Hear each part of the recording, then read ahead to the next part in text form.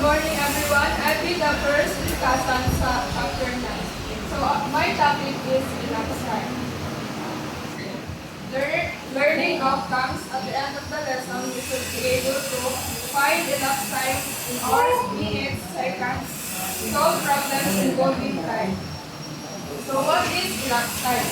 Elapsed time, also known as a time duration, is the amount of time that passes between a starting point at an ending point. So ang elapsed time kay isa nagpakakanang from the start at until ka ng the end ng ang elapsed time. So always remember na ang 1 hour na ay 60 minutes at ang 1 minute na ay 60 seconds. So to convert an hour to minutes, just multiply the number of hours by 60. So pila ka? 120. So tama, 120. Ang 120 kay na ay 2 hours. So next, to convert minutes to seconds, multiply the number of minutes by 60. So pila ka seconds ang 6 minutes.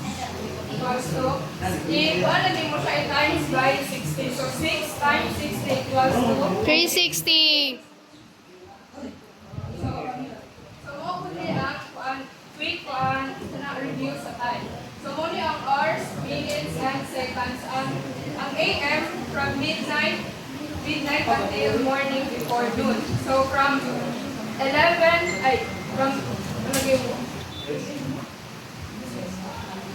11:59 AM up to 12.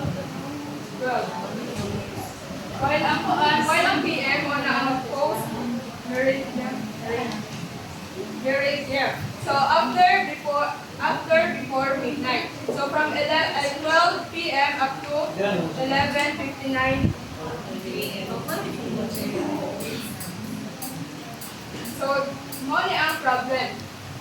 As they helped her mother cleaning their house, they started cleaning at 7:32 AM and finished at 8:25 AM.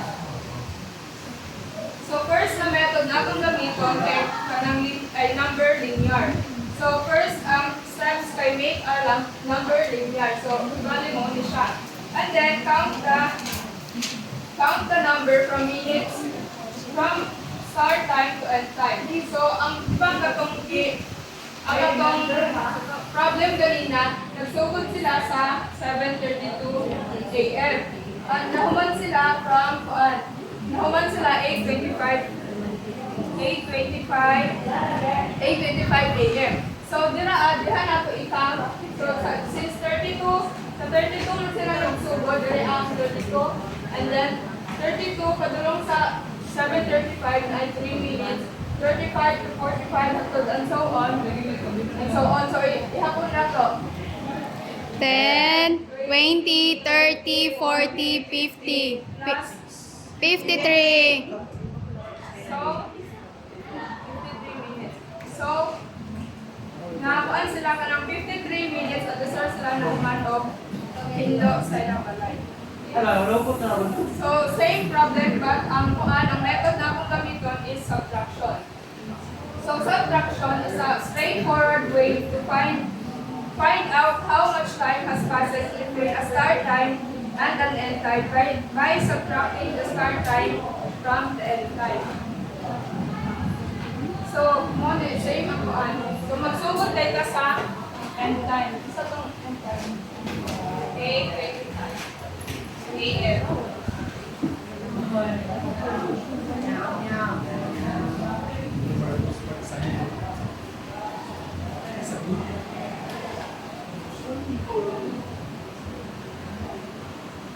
So, let's start. 7:32 AM.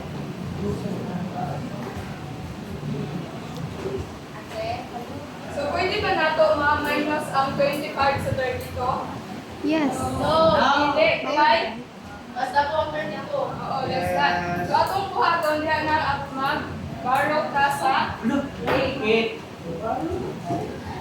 So, hindi mo na lang 7. Hours.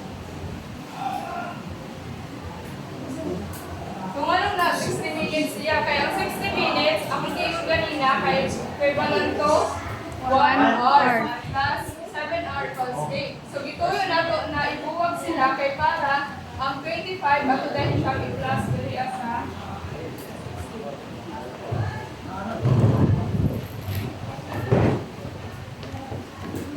so 60 plus 25. 60. 75. 75. So, imbes na 25 siya, may siya 85. So, pwede na ma-minus nila. Pwede na. So, 85 minus 32. 53. So, 53 minutes. Mag-gets na? Yes. So next is magamit na tag 24-hour format. So adesert ta magamit og 24-hour format pag ang end time kay kanang less than bitaw gamay siya. So di na to siya ma-subtract sa start time.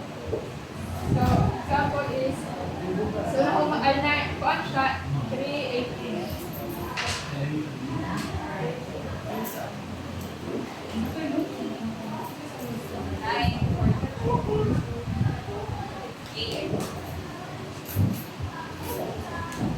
So since dili man na siya pwede ma-minus, diha na dahil natin kung ano itong 24-hour na format. So ang alas 3, asa man dili ang alas 3? 15. 15. Pero mahimo siya 14,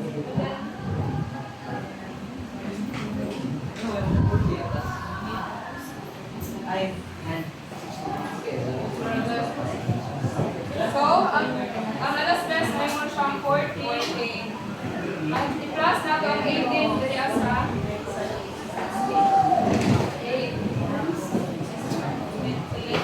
So, may mo siya 70. So, yung minus 28 minus 45.